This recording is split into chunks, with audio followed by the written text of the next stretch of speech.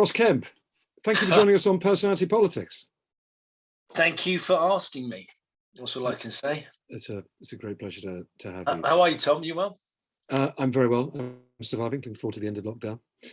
You doing better than when we were on HMS Northumberland together? I don't think that's a story the listeners particularly want to hear, but perhaps you can tell it later on. We'll get to that. Okay. Let's start at the beginning.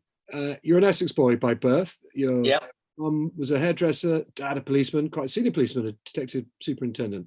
Was politics talked about much over the dinner table at the Kemp home?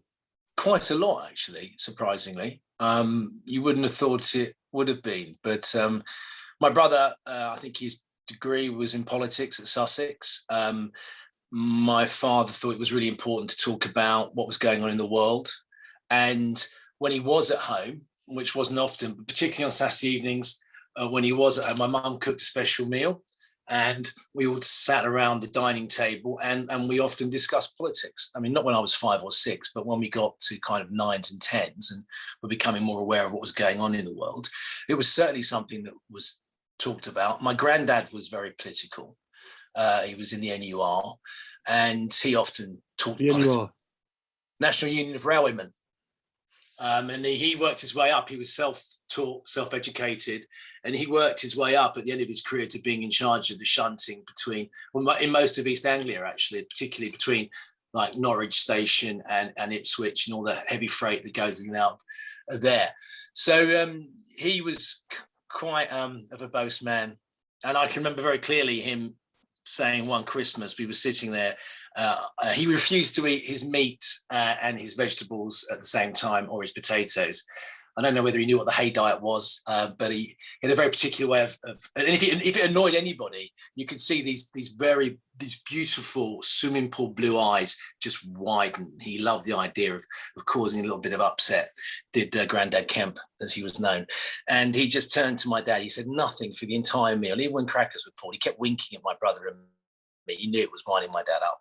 And he just went, Jesus was a communist. And that's what he said. Which was Jesus guaranteed was a to get communist.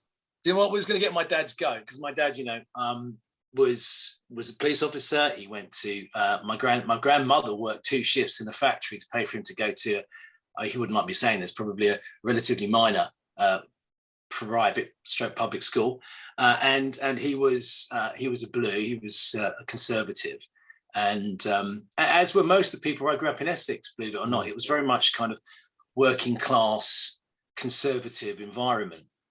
So if your granddad thought Jesus was a communist, how did he vote?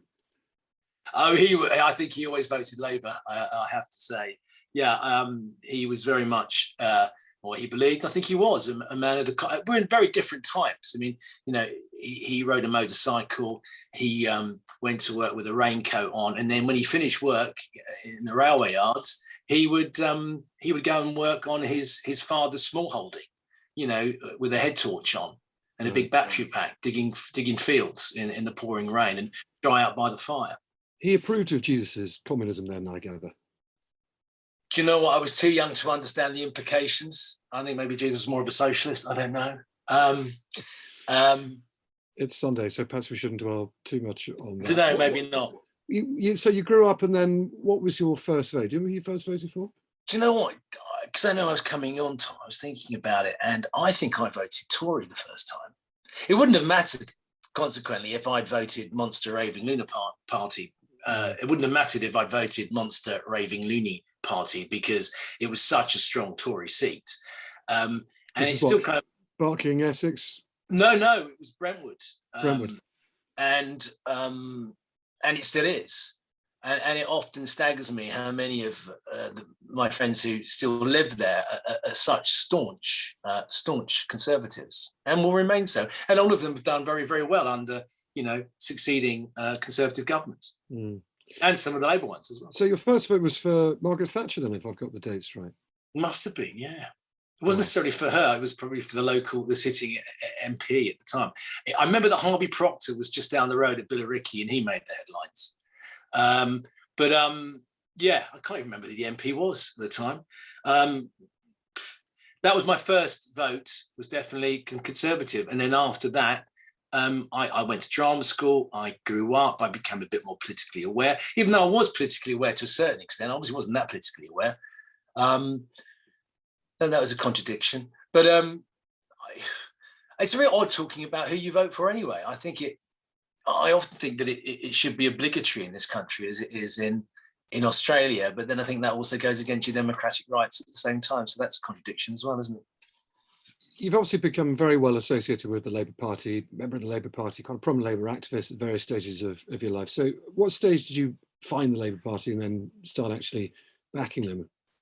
I think I don't know why I voted Conservative at that time, and I may have got that wrong. But after that, I've sort of predominantly voted Labour. I have voted Lib Dem, possibly tactically, but and I'm no longer a member of the Labour Party, and I sort of fell out of love with them over a number of issues. The anti-Semitism thing being a major part of it. I have lots of friends who follow Jewish faith, and I couldn't reconcile myself to be still part of the party when that came to light, and how it was sort of badly hushed up at one point.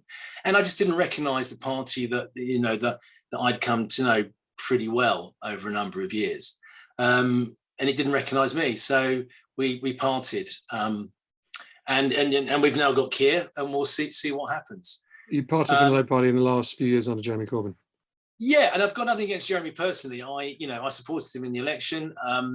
I just think the party that he ran was not the party that I wanted to be a part of, and I just didn't recognise it as the thing that I wanted to be a part of. And I think I've become more liberal as I've got older. I'm definitely more centrist now than I've ever been. And also because of my job on my 113th documentary, I've just finished my 113th, which is quite a lot. And I don't think I should be promoting my political ideals while I still want to actually supposedly stand on the fence. While you're doing journalism, basically. Yeah. So let's take you back though to what, late 80s, 1990s, certainly the era of Blair, because Ross, at that time, you were obviously starring in EastEnders. You were Grant Mitchell. You're probably the most famous face on television in the 1990s. 30 million people a night were watching you, and you definitely became part of the Cool Britannia set. There was that famous party in Number 10, wasn't there, that Tony Blair hosted, that you went to, along with the Gallagher brothers and various other pretty interesting people. What was that like?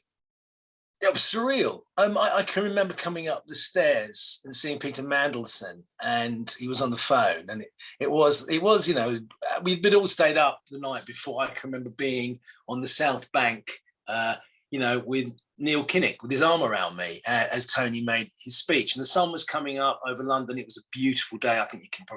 I know you can remember that day, and it did feel that the whole of London at the time, that's where I was living, had stayed awake, because we needed something else. We needed a bit of hope. We needed a change. And I've actually subsequently looked into John Major, and I think he is a fantastic politician.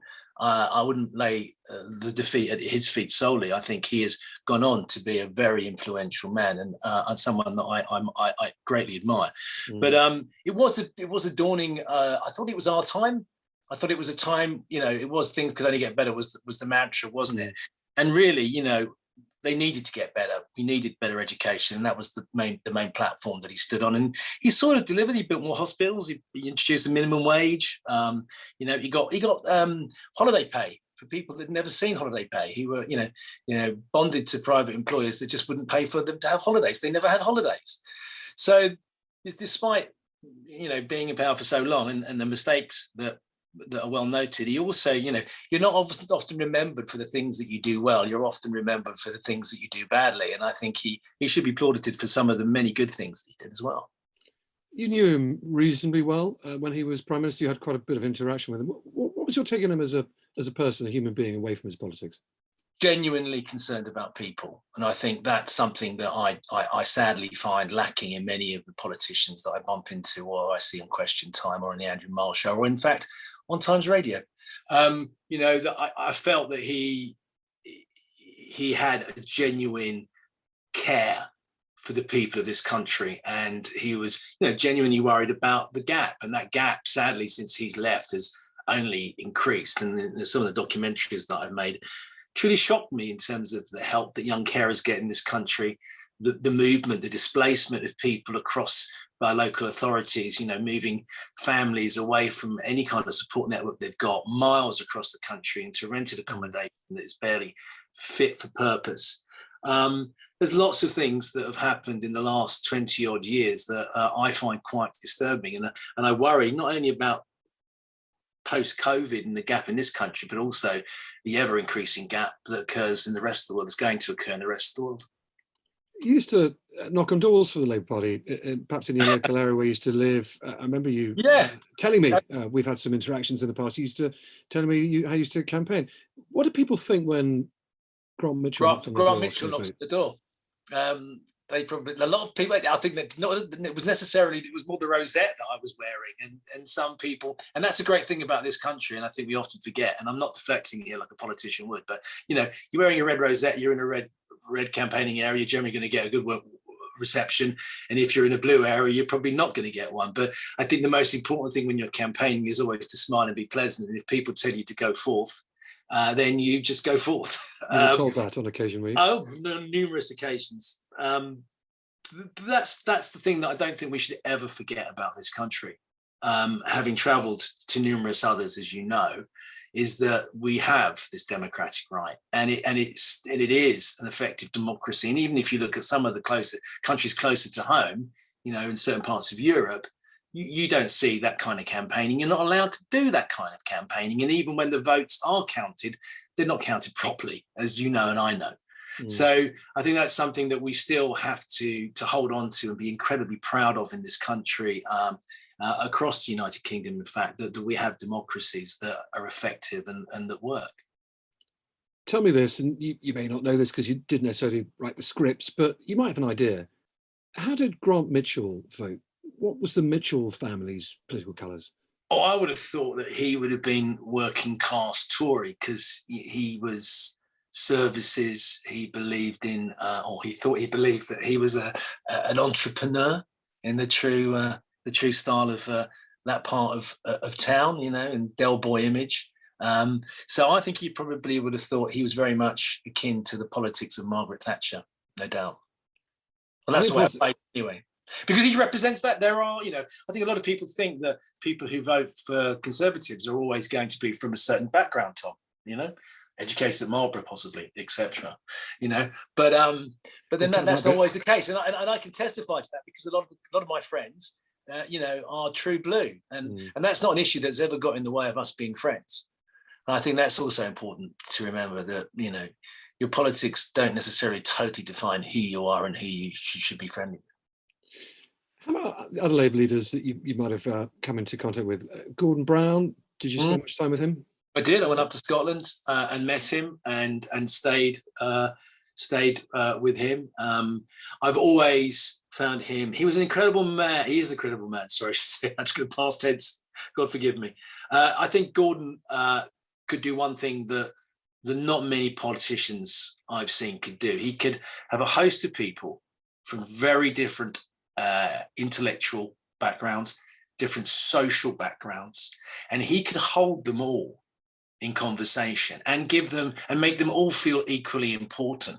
And I don't think that skill ever came over when you saw him on television or in certain interviews. He's an incredibly bright man, and also a man, again, who I believe whose heart is definitely in the right place. And I think that's important. I think you've got to show that you have an affinity with the electorate. You've got to show that you care about them.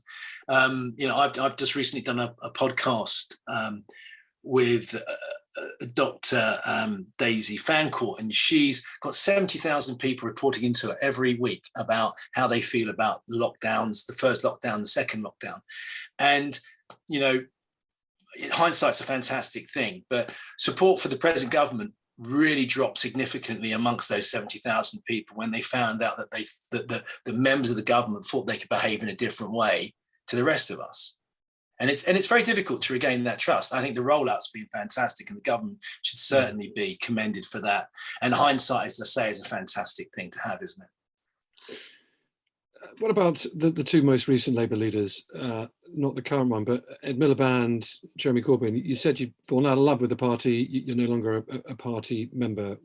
It was to do with anti-Semitism, but did your vote always stick with both Miliband and Corbyn at those various general elections where they stood?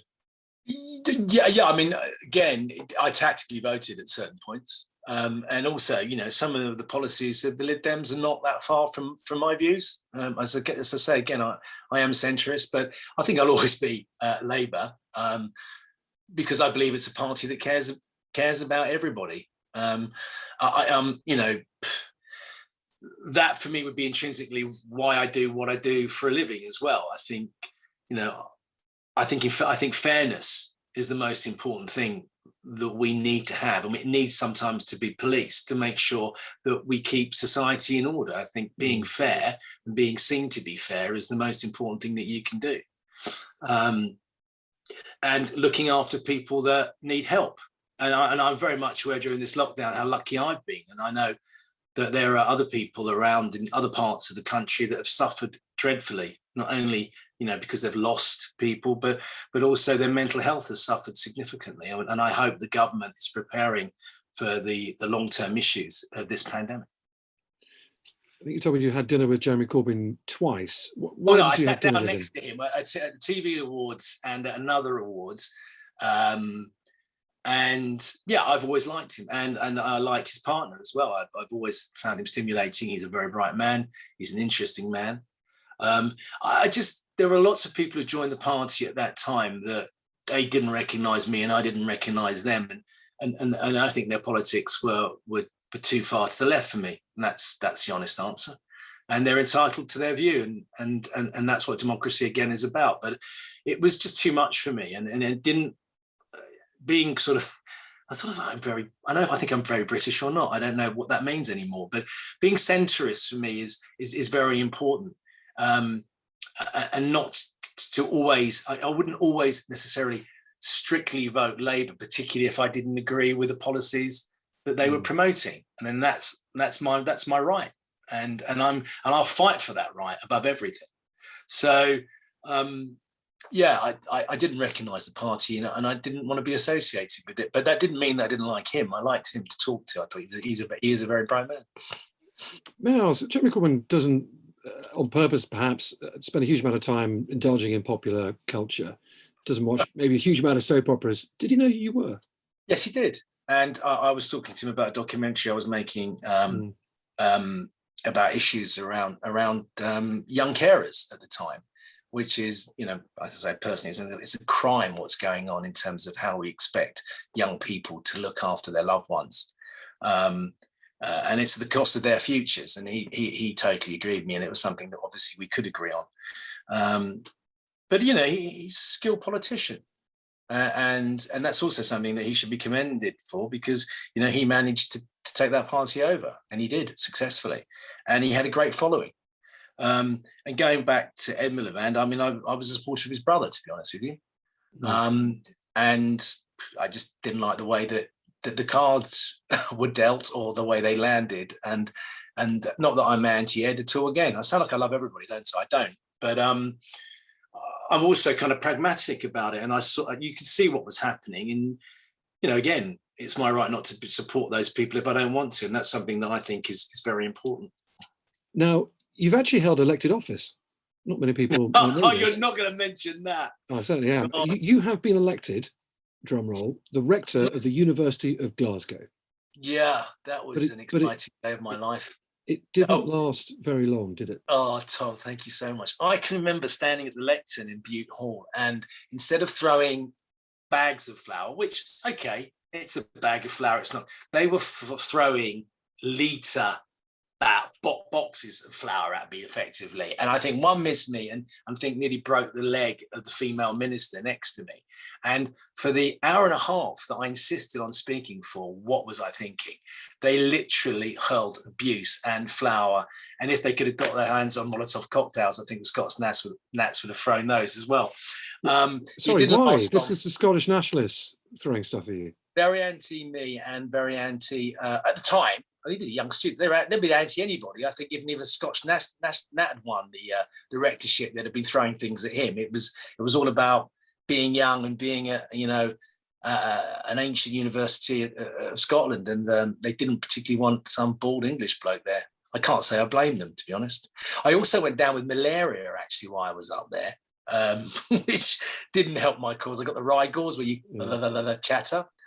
I won't look back on that really as the top moment in my life. And I don't think they'll look back as me as being the best rector they ever had, and they certainly got rid of me, rightly so. I think after about a year or so, is that right? They should give you your P45. Absolutely, and deservedly so. When you got to go, you got to go. Well done for getting off the stage when your time was up. Have you ever thought about standing as an MP there? You've got a lot of political thoughts. You've got a lot of feeling about these sort of matters.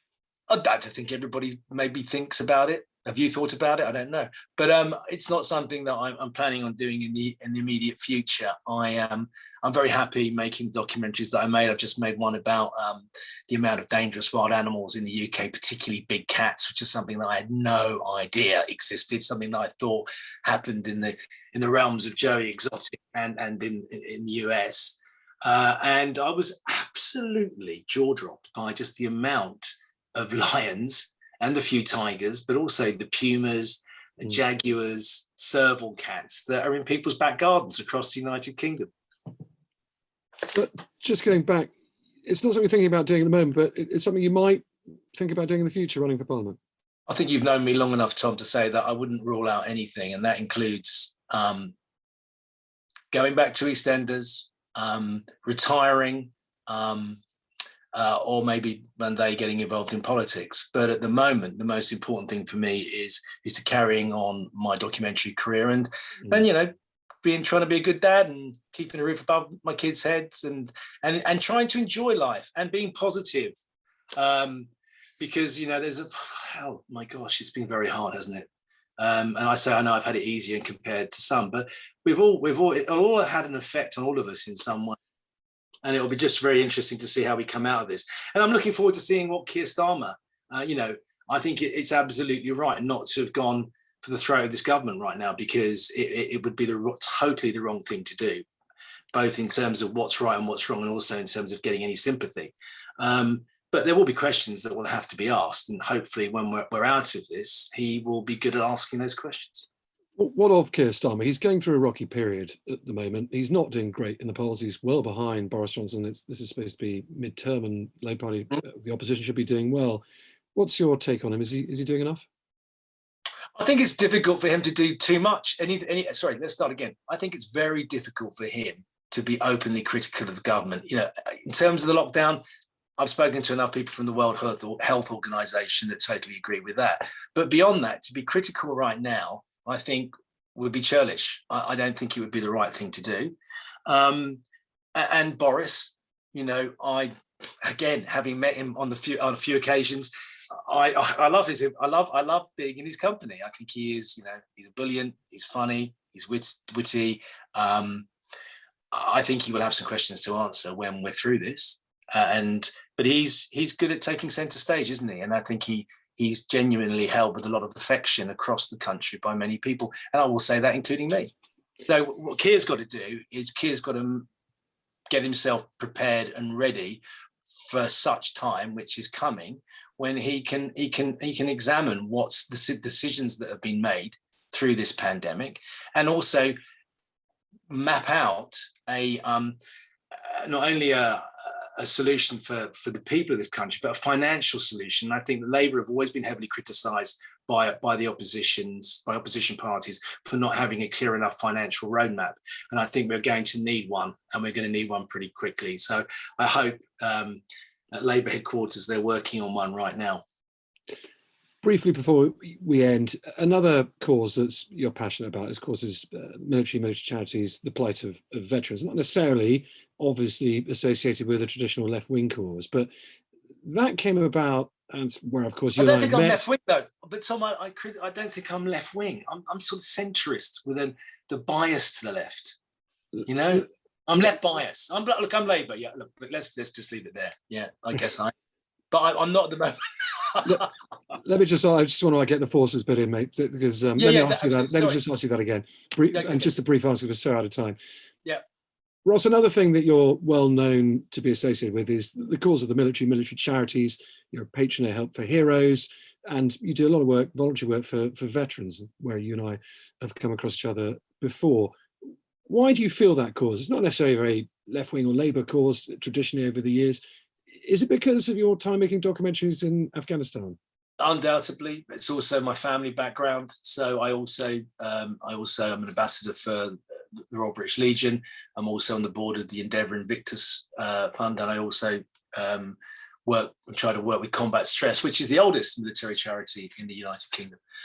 Reason being, yes, I saw what happened to a lot of the people that served in Afghanistan, what happened to their families. I think it's very easy for politicians and the media to forget all too quickly what happens to those people after they come back. And sadly, there's never been enough money in the coffers to look after them. And that's historical. You know, we talk about how proud we are of our history sometimes, and our military history, and how we beat the Germans at this, we beat the Germans at that. But then how well do we look after those people and those families that sacrifice so much to give us our liberty? And so that always sticks in my throat. So yeah, that's why I'm very much, will always be a backer of such charities. And it's a shame it has to be charity. Okay, we've got to come to an end, and I have to sum you up. This is what we do at the end of every personality party, is we try and put you in a nice little pigeonhole, and your politics are quite obvious. But like me, you're a dad these days, a lot of children, 4 children. Like me, you're wearing glasses as well these days. Luckily, the listeners can't see that over this Zoom call. But I'm going to sum you up as a social democrat centrist dad.